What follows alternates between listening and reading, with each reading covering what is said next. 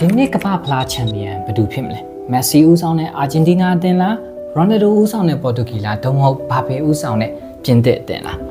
အပွင့်လင်းဆုံးကျွန်တော်ပြောပြပါမယ်ကျွန်တော်ကဒီမက်ဆီဖန်ပါမက်ဆီဖန်ဆိုတော့အာဂျင်တီးနားကိုကျွန်တော်ဒီနေ့ရစေချင်လားဆိုရစေချင်ပါတယ်ဒါပေမဲ့ကျွန်တော်အာဂျင်တီးနားထက်ရစေချင်တဲ့အသင်းတစ်သင်းဒီနေ့မှာတော့ရှိနေပါတယ်အဲ့ဒါဘာလဲဆိုတော့ဘရာဇီးပါ Into Neymar, could be a chance here,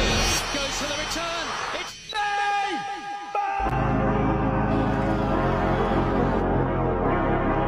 တကယ်တမ်းအပွင့်လင်းဆုံးကျွန်တော်ပြောပြရမယ်ဆိုရင်ကျွန်တော်ဒီနှစ်ဘရာဇီးကိုရစေချင်တယ်ဆိုတာထက်ကျွန်တော်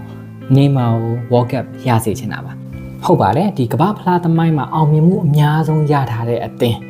ဒါပေမဲ့ဒီနှစ်မှာတော့ဒီဘရာဇီးဒီချင်းနဲ့ချန်ပီယံဖြစ်ဖို့ကတိတ်တော့မလွယ်ကူနေပါဘူးကျွန်တော်တို့အခုမြင်နေရတဲ့ဘရာဇီးကလည်းဟိုငယ်တော့ဘရာဇီးမဟုတ်တော့ပါဘူးကျွန်တော်အခု unboxing လုပ်ပြသွားပေးမယ်ဖနက်ကလည်းတခြားမဟုတ်ပါဘူးဒီ Nike ကဒီကမ္ဘာဖလားမတိုင်ခင် release လုပ်ခဲ့တဲ့ဒီ Brazil edition Jordan 3 ဖနက်လေးပဲဖြစ်ပါတယ်ကျွန်တော်တို့ဒီအခုဒီ World Cup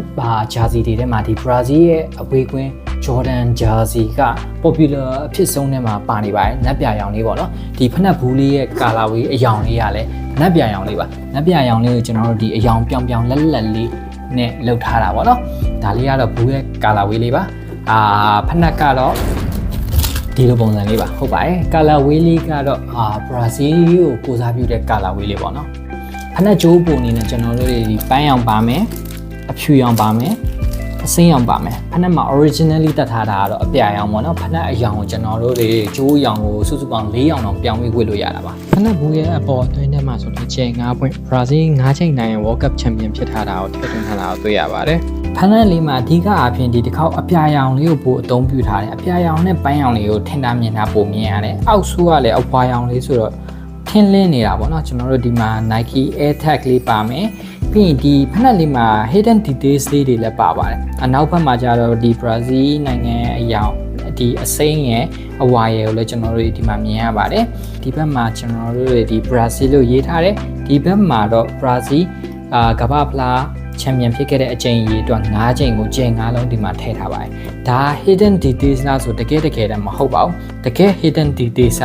ဖနက် info အောက်မှာပါကျွန်တော်တို့ဒီကမ္ဘာဘရာဇီး World Cup Champion ဖြစ်ခဲ့တဲ့အချိန်အရေးအတွက်9ချိန်ဖြစ်ခဲ့တဲ့ခုနှစ်ကိုဒီမှာရေးထားပါတယ်1980 1960 1958 1994နဲ့2002ပေါ့နော်ဒီ Neymar က Messi Ronaldo နဲ့ compare လုပ်မှဆိုရင်သူ့ရဲ့ career တကယ်ကိုတနာဖို့ကောင်းပါတယ်ဒီ Messi Ronaldo era မှာမွေးဖွားလာလို့ဒါကျွန်တော်တို့ဒီကမ္ဘာအကောင်းဆုံးဘောလုံးသမားဆိုဒီ Ballon d'Or ကိုမရခဲ့တဲ့ကစားသမားဖြစ်နေတာပါ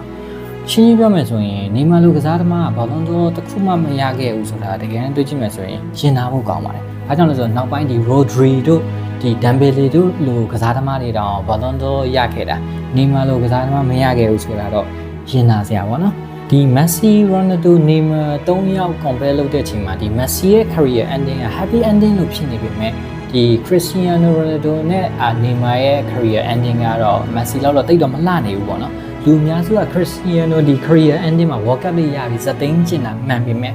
တကယ်တမ်း Neymar ပို့လို့အနေနဲ့လို့ကျွန်တော်ကတော့မြင်ပါတယ် Ronaldo အနေနဲ့က one of the greatest of all time ဖြစ်တယ်ဆိုတာဒီ World Cup ပြပြပြီးမှတက်တည်ပြစရာလိုနေတဲ့ကစားသမားမဟုတ်ပါဘူး Ronaldo ချိုးခဲ့တဲ့ record တွေကိုလည်းမီနိုင်မဲ့လူဆိုတာ